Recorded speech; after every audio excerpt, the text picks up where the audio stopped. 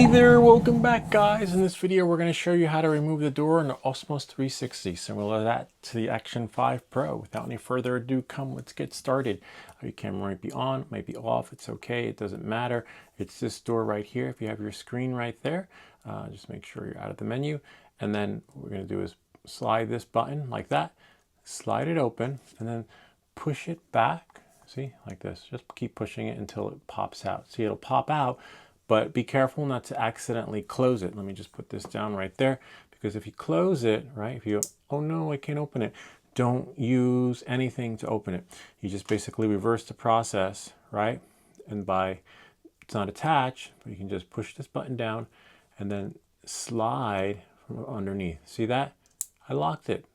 Push it down, slide from underneath with your other finger, and now you'll be able to close it, because these are the protective water sealers, so you don't want to mess with that.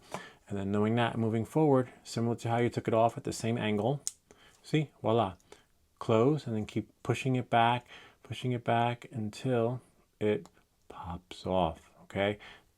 Gently, and then keep it at that similar angle. See, it's like that angle like that, and then push it in, okay?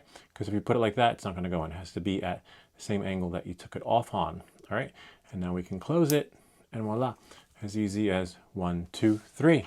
Kind of neat, huh? Anyway, I hope this video helped you. If you have any comments or questions, feel free to leave them down below, or ideas for other videos. Remember to like and subscribe, and we'll see you all next time.